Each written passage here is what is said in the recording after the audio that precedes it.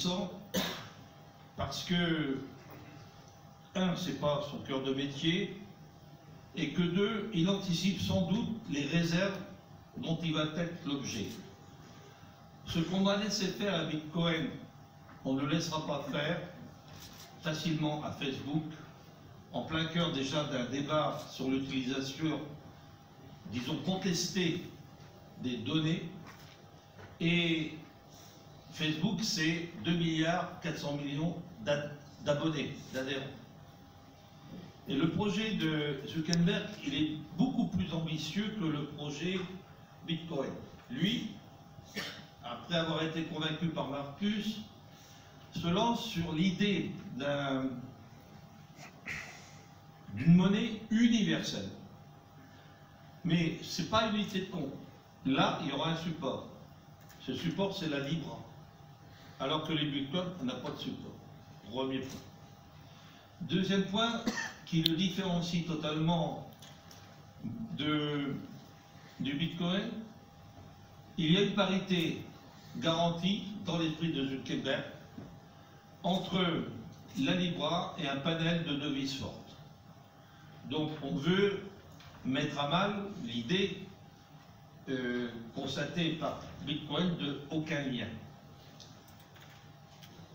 Troisièmement, donc c'est pas une monnaie minable, c'est-à-dire où on va utiliser les ordinateurs. L'idée à terme, c'est que Facebook a sa propre unité de compte d'échange, progressivement qui va devenir une monnaie, et réservée aux utilisateurs de Facebook avec une garantie, disons, opérée par le dépôt des de réserve dans une institution à Genève et gérée par une filiale 100% de Facebook qui est Calibra. On se retrouve un demi-siècle en arrière. Cette fois, on retrouve après la logique des DTS du Fonds monétaire international.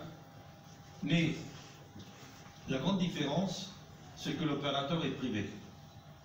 Alors que jusqu'à présent, tous les opérateurs monétaires ou institutionnels sont des opérateurs publics. Avec la Libra, nous sommes confrontés avec un opérateur privé qui habilement essaie de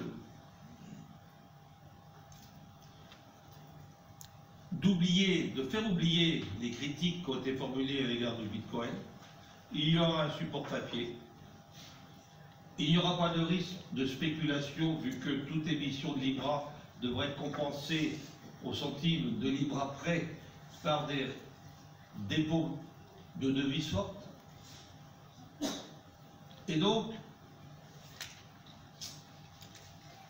cela représente de bien meilleures garanties que le Bitcoin.